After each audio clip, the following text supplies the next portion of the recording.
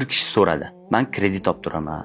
Ribo olishimga to'g'ri kelib qoldi, dedi. Men ribo olib turaman demang. Men Alloh va Rasuli urush e'lon qilgan kishiman deng. Rozimisiz? Alloh va Rasuli bilan bo'ladigan jangga tayyormisiz? Urush boshlandi endi. Alloh va Rasuli sizga urush e'lon qilganini bilgandan keyin xotirjam yasha olaysizmi? Qarshingizda kimligini bir o'ylab ko'ring. Alloh aytadi: يا أيها الذين آمنوا اتقوا الله وذروا ما بقي من الربا إن كنتم مؤمنين فإن لم تفعلوا فأذنوا بحرب من الله ورسوله. Ey iymon keltirganlar, Allohga taqvo qilinglar.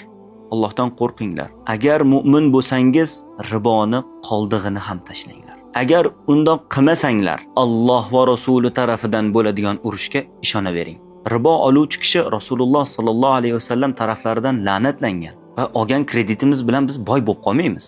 Alloh riboni o'chirishligini, kamaytirishligini va'dasini bergan. Yamhaqullohu riba degan. Ribo olgan kishini hech biri ikki bo'lganini ko'rganmisiz? Kim olgan bo'lsa, aksariyat xor bo'lgan. Va bu riboni asorati faqat o'zimizga tegmaydi. Oilamizga, farzandlarimizga, zurriyotlarimizga tegadi. Va yana bir narsa, riboga chaqiruvchi, reklama qiluvchi, vayn olib buni hazilga oluvchilar, Allohdan qo'rqinglar. Nimaga chaqirayotganinglarni, qanaqa urushga chaqirayotganinglarni bir qarab qo'yinglar.